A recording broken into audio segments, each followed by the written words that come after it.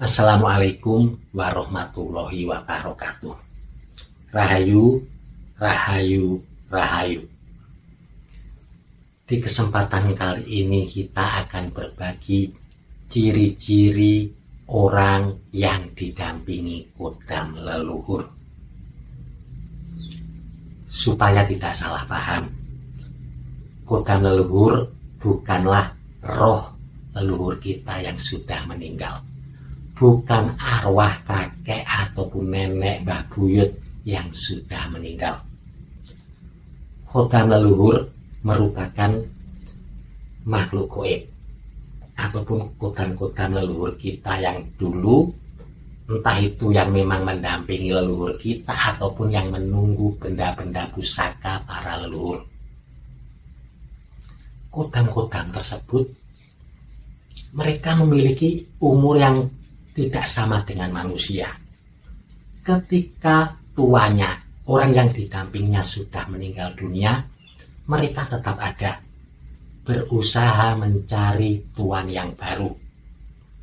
Dan seringkali ketika anak keturunan leluhur tersebut sesuai dengan si kodam, maka kodam tersebut akan seringkali secara otomatis mendampingi keturunannya tersebut.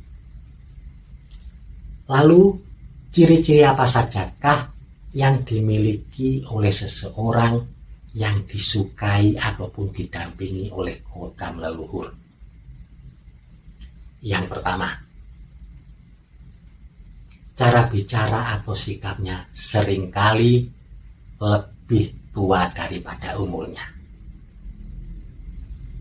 Ciri-ciri ini terlihat semenjak masih kecil, masih kanak-kanak. Orang yang berbakat didampingi kodam leluhur seringkali ketika masih kanak-kanak, dia seringkali berbicara seperti orang dewasa, seperti orang tua. Mereka tidak ragu-ragu untuk menasihati temannya, bahkan menasihati orang-orang yang lebih tua daripada mereka.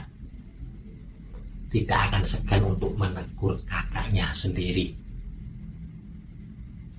Cara bicaranya pun, celoteh-celotehannya mirip sekali dengan orang tua.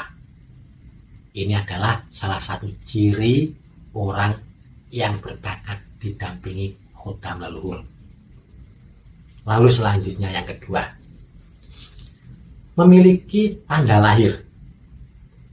Orang Jawa menyebutnya toh, yaitu tanda lahir yang biasanya terletak di atas kulit, di bagian tubuh kita tertentu. Bisa di leher, di dada, di perut, di punggung, dan yang lain sebagainya. Orang yang didampingi kodam leluhur atau dipilih oleh kodam leluhur biasanya memiliki tanda lahir ini. Lalu selanjutnya yang ketiga, sering memimpikan sesuatu yang sama. Orang-orang yang dipilih atau didampingi kodam leluhur, seringkali dia bermimpi tentang sesuatu yang sama. Ada yang bermimpi bertemu dengan orang yang sama, bertemu dengan sosok yang sama, biasanya seorang kakek yang itu-itu saja, dan mimpi ini dialami berulang kali. Tidak hanya bertemu dengan sosok manusia, orang yang didampingi kodam leluhur juga seringkali dia juga bisa jadi bermimpi ditemui hewan yang sama, entah itu harimau, monyet, dan yang lain sebagainya.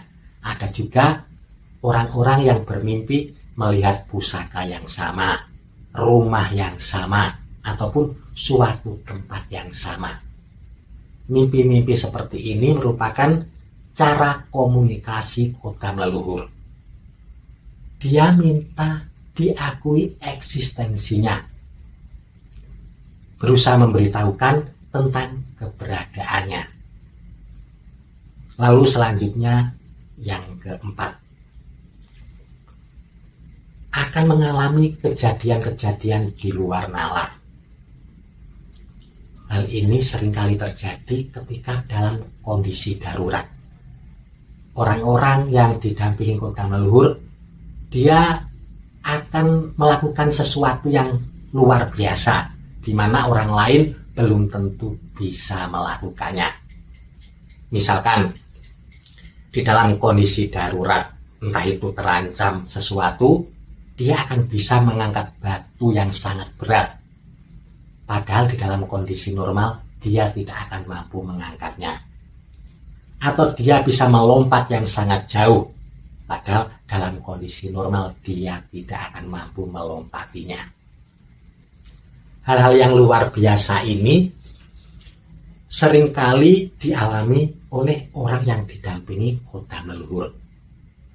Hal ini bisa terjadi karena turut andilnya si Kodam tersebut akan membantu orang yang didampinginya, akan membantu orang yang dianggap sebagai tuanya. Selanjutnya yang kelima, memiliki firasat yang sangat kuat. Orang-orang yang didampingi Kodam leluhur, mereka itu seringkali memiliki firasat yang sangat-sangat kuat.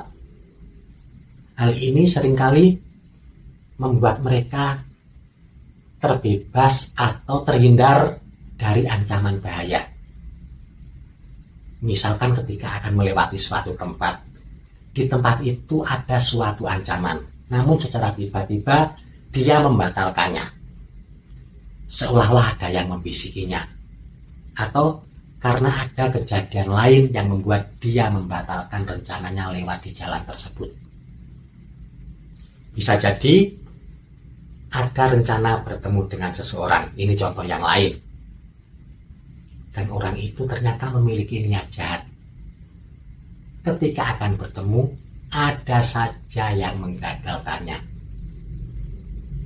Ini adalah turut campurnya si Kodam dalam memberikan peringatan dan mencegah orang yang didampinginya terancam bahaya.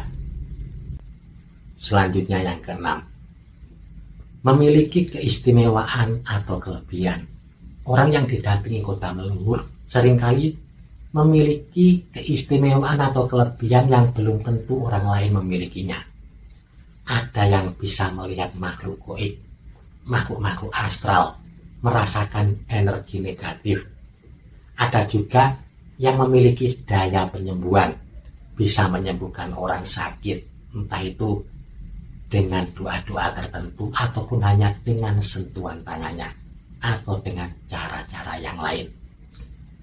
Kelebihan-kelebihan istimewa ini seringkali dimiliki oleh orang yang didampingi Kodam leluhur.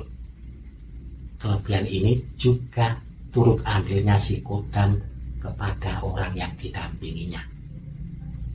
Lalu selanjutnya yang ketujuh, memiliki ketertarikan terhadap masa lalu. Orang yang didampingi Kodam leluhur, seringkali orang-orang itu tertarik kepada segala sesuatu yang berkaitan dengan masa lalu. Biasanya mereka suka terhadap benda-benda pusaka, entah itu keris, batu akik, dan yang lain sebagainya. Ada juga yang menyukai sejarah cerita-cerita masa lalu. Ada juga yang suka bangunan-bangunan yang modelnya masa lalu. Mereka seolah-olah ada rasa yang klop dengan segala sesuatu yang berkaitan dengan masa lalu. Hal ini tidak aneh karena Kodam leluhur yang mendampinginya memang berasal dari masa yang telah berlalu. Masa di mana leluhurnya masih hidup. Itulah tadi ciri-ciri orang yang didampingi Kodam leluhur, orang yang disukai dan dipilih oleh Kodam leluhur. Semoga informasi ini bermanfaat untuk panjenengan semua, dan kalau ada panjenengan yang merasa cocok dengan ciri-ciri ini, atau bahkan sudah tahu kalau Anda didampingi oleh Kodam leluhur, silahkan ceritakan pengalaman Anda di kolom komentar yang ada, sehingga cerita Anda insya Allah akan bermanfaat untuk orang lain. Cukup sekian. Mohon maaf kalau ada salah kata ataupun kalimat. Terima kasih. Wassalamualaikum warahmatullahi wabarakatuh. Rahayu, rahayu, rahayu.